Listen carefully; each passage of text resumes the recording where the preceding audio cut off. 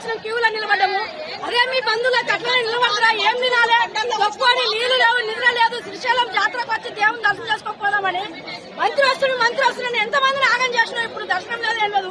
Ticket పెట్టుకొని ఎక్కడి నుంచో ఏ రోజు నుంచి వచ్చినాం మేము హైదరాబాద్కి వెళ్ళి.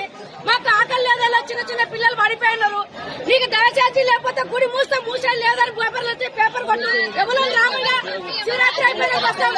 దయచేసి నేను ఏలుకుంటున్నా ఒక్క గుళ్ళ కూడా అడుగు పెట్టిస్తున్నారు. ఇక్కడ ఉన్న పోలీసు వాళ్ళు తుక్క కొట్టి మమ్మల్ని చంపేస్తున్నారు. 200, 300 అన్నం లేదు, నీళ్లు లేదు, ఏం లేదు. నీకొక ముఖ్యమంత్రి నీకు దండం నాయన. మరి మా సేవ, మా పిల్లల బాధ మాది, ఇదంతా కోసం మొత్తం నీకు తలుగుతుంది. నువ్వు ఇట్లా చేస్తే మాత్రం ఏం పుణ్యం లేదు నీకు.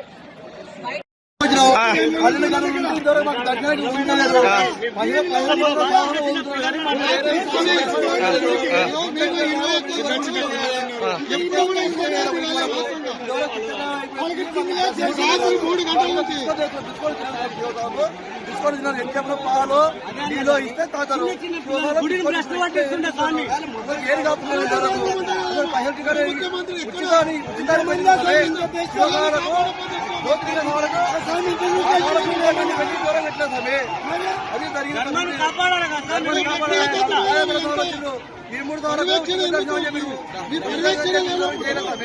మీ పర్యవేక్షణ లేనప్పుడు మీ పాలక మండలి ఎందుకు ఏం చేస్తున్నారు? మీ పాలక మండలి ఎందుకోసం ఉంటుంది? వచ్చే భక్తులకు ఎవరికి ఇబ్బంది కలగకుండా పాలక మండలి, ఆ పాలక మండలికి చేతగాలప్పుడు ప్రభుత్వం ఆధీనం తీసుకున్నాం. మనం గాజులు వేసుకొని కూర్చోమని స్వామి.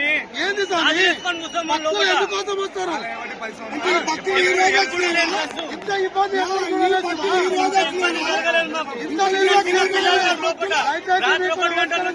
పాలక మండలికి నమస్కారం చేస్తాం.